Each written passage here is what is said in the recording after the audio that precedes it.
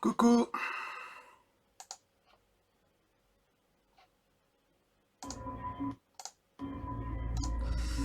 Alors, extraterrestre 60 témoignages. Le cas d'Antonio F, survenu à Rimini en novembre 1978. Très intéressant aussi.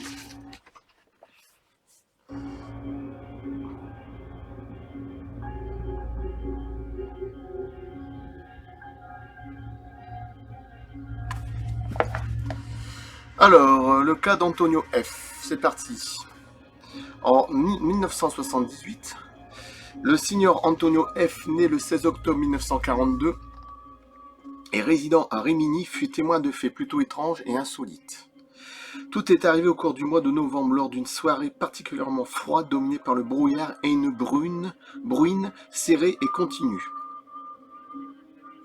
Vers 23h30, le signor F était en train d'attendre la diffusion d'un match de boxe à la télévision lorsqu'il entendit son chien aboyer d'une manière particulièrement insistante. On continue. Et puis même assez bizarre. L'animal, un berger de Marème de race géante, était plutôt agressif, voilà, et avait la caractéristique d'aboyer de manière différente selon qui se trouvait en face de lui, homme ou animal. De fait, cette nuit-là, autour de 23h25, il s'était mis furieusement à aboyer comme s'il était en présence d'une personne. Attention, j'ai l'illustration, le dessin, vous allez voir, enfin... Le témoin pensa donc qu'il s'agissait de quelques maraudeurs et se mit à la fenêtre pour regarder en direction du portail de l'entrée. Là, exactement, à une quarantaine de mètres, il vit une lumière aveuglante, tout à fait inhabituelle. Il pensa d'abord au phare d'une voiture accidentée, mais étant donné sa position et le fait que la route devant la maison était droite, il dut changer d'idée. Ce qui le surprenait le plus, c'était le type de lumière émise. Elle s'étendait sur 10 à 20 mètres carrés, et chose incroyable, était en petits morceaux. C'est-à-dire complètement segmentée. Sa couleur prédominante était orangée, mais elle miroitait et variait de l'orange au violet, puis à l'argenté. Ouais, bah ça c'est multicouleur, multiforme des ovnis, je veux dire, bon, bref. Seul poussa à hurler à l'intention de ses proches. « Venez, il y a un ovni !» Déjà, c'est clair et net, il dit « il y a un ovni !» Tout en prononçant ces mots, il regarda vers l'intérieur de la maison, mais lorsqu'il se retourna de nouveau, tout avait disparu. Sa femme, sa mère et sa sœur étaient arrivées juste à présent pour très brièvement la lumière. Tout était ensuite retombé dans l'obscurité. De nouveau la bruine et le brouillard, il retourna regarder la télévision, mais continua à entendre le chien aboyer furieusement et de manière insistante.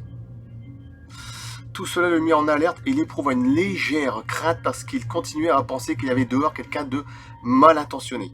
C'était une époque particulièrement difficile politiquement. Son appartenance à l'extrême droite et le genre de travail qu'il exerçait, garde du corps, lui faisait continuellement craindre pour sa vie et celle de sa famille.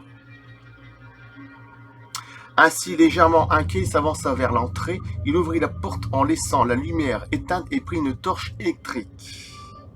Il mit son nez à la porte, sortit et regarda devant lui vers le portail, mais ne fit pas le lien avec l'étrange lumière qu'il avait vue au moment auparavant. Soudain, il entendit sur sa gauche un bruissement provenant des herbes folles de champs voisins. Il alluma instinctivement la lampe électrique et éclaira la zone d'où il avait entendu venir le bruit. À environ 6 ou 7 mètres, il vit deux types, un beaucoup plus grand que l'autre, 1m80, 1m90, c'est pratiquement ma taille, 1m90, pour le premier et environ 1m50 pour le second. Ces créatures avaient un aspect extrêmement mince et longiligne. Ils avaient une tête ovale, plus large dans la partie supérieure, posée sur un cou particulièrement fin. Ces personnages rappelèrent aux témoins les femmes qui peignaient Modigliani, ou comme il eut la possibilité de le constater par la suite dans un documentaire Le Petit Homme de Roswell. Ce qu'il aperçut avant tout dans le visage, ce sont les yeux, gros, grands, en amande. Il ne manquerait plus que le maquillage, les yeux de biche. Plus large vers l'extérieur et plus fin vers l'intérieur. Il avait le corps recouvert d'une combinaison très ajustée, de couleur grise, mais ce qui le frappa, c'est peut-être le le plus, c'est leur ceinture large d'environ 5 cm et ornée d'une boucle argentée, voilà, rectangulaire qui mesurait 5 cm par 15 cm. Cette bouche brillait très intensément, mais le Signor F n'était pas en possibilité de savoir si ce scintillement était dû à une source interne de lumière ou un reflet de sa propre torche électrique. Il les regardait et il le regardait. Il y avait de la perplexité et de la surprise des deux côtés. Pris dans la lumière, les deux êtres restèrent immobiles et stupéfaits pendant une fraction de seconde, puis lorsque le Signor F appela ses proches en hurlant « venez voir, j'ai des spaghettis à vous faire voir. » Ah non, « venez voir », ils disparurent dans un léger bruissement. Bah, c'est en Italie, hein, ça aurait pu être des spaghettis, mais je n'ai pas marqué ça. Hein. Le témoin rentra chez lui, mais le lendemain, il se rendit de nouveau sur le lieu où la nuit précédente, il avait vu l'étrange lumière segmentée. Il trouva sur le sol dépourvu d'herbe. Il n'y avait pas d'herbe parce que le terrain avait été fraîchement labouré. Une zone brûlée de forme circulaire d'environ 1,50 m de rayon. Déjà. Il porta ensuite ses pas vers la partie gauche de l'habitation. Là, il comprit pourquoi les humanoïdes, et il dit bien les humanoïdes, hein, donc, lui étaient apparus avec des tailles si différentes. Ouais, 1,50 m et l'autre 1,80 m, 90. L'un d'entre eux se trouvait sur un petit monticule et l'autre dans un creux. D'accord.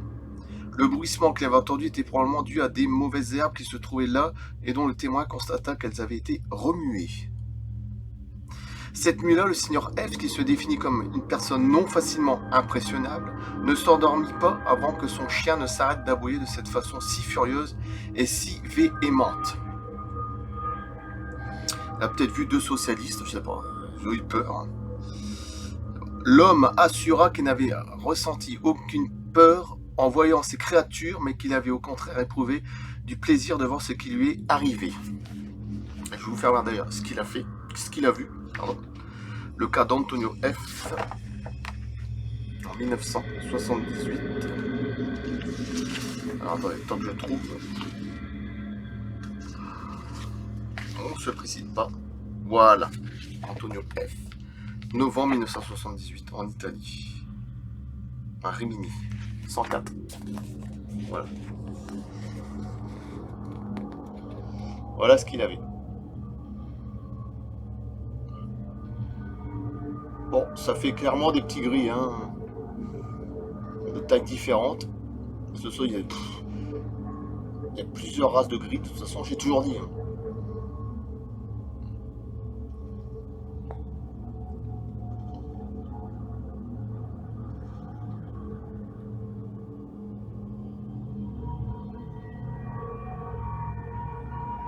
Voilà.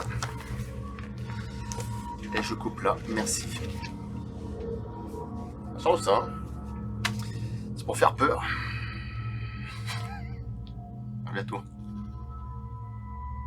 Regardez, même ça repousse. C'est fantastique.